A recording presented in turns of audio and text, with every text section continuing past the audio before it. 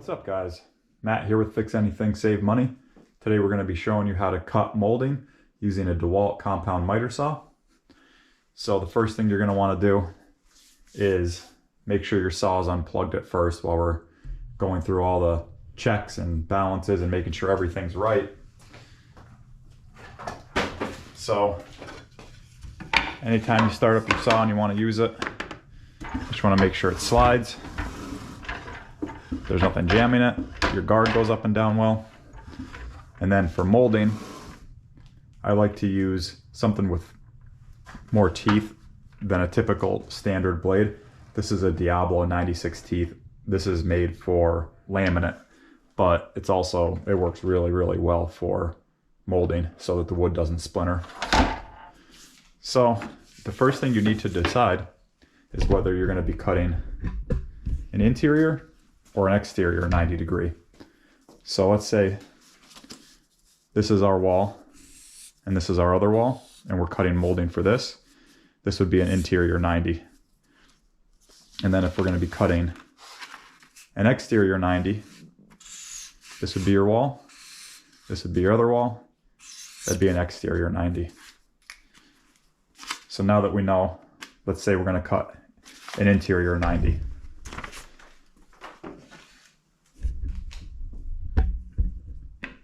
So we have our two pieces of wood that we want to make into a 90 degree angle. So what we're going to want to do is rotate the base of our saw. And you can see on here,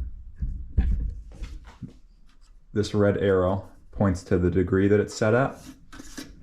So when you're just making straight cuts, you set that to 0. And this can be, you can either sit this up or you can have it set down. I always just leave it down.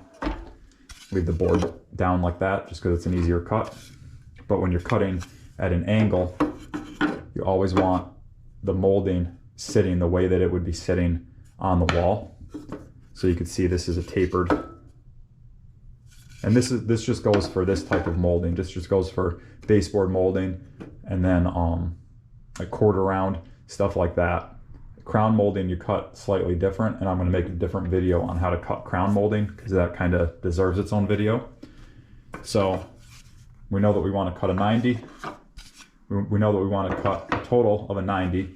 So each piece would be cut at a 45 degree angle to make that 90. So we would want to adjust our slide over to that 45 degree mark. And you can see right there, it's locked at 45. And then we're going to put our board up.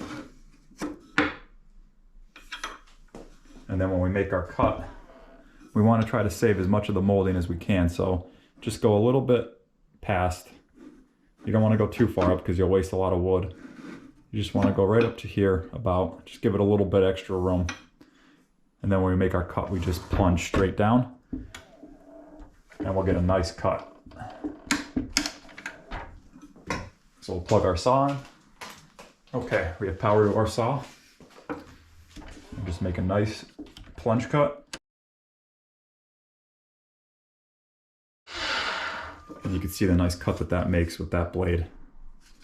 There's no splintering. All the paint's intact. So now we have the first part of our 90, which is going to go like this. So now it's time to do the second half.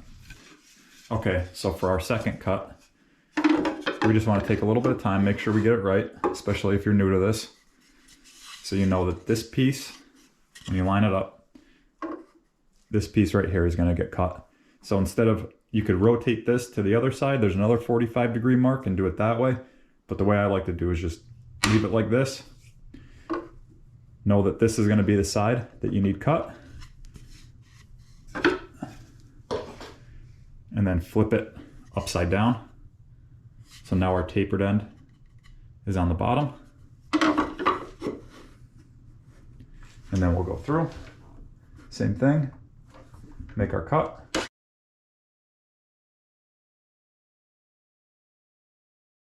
And now you can see that that makes a perfect 90-degree angle, just like that.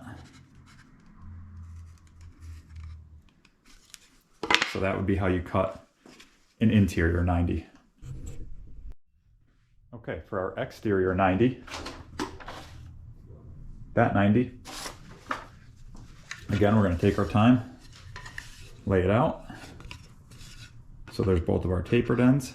We want it to look like that. So we know we're going to cut this first. So for the exterior, again, using the same side of the saw, we'll flip this first piece upside down and we'll cut.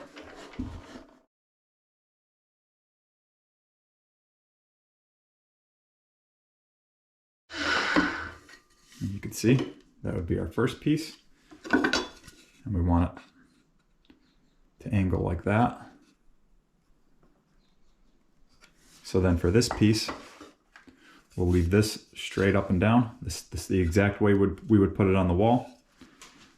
And we just move over to the other side of the saw. And now when you're doing this, if you don't have a lot of wood to hold on to, you want to use a clamp. You would use a clamp right here so that it doesn't go flying. But if you have enough and you feel safe doing it, then just make sure you always start your blade first and make your plunge cut. And then the chances of this piece catching something and flying out of your hands decreases a lot. So we'll start our saw and make our plunge cut.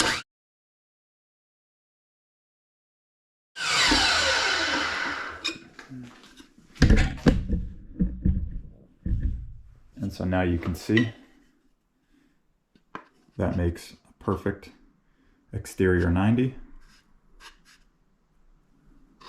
And there you have it, guys. That's how you make an interior and an exterior 90-degree angle on a DeWalt compound miter saw.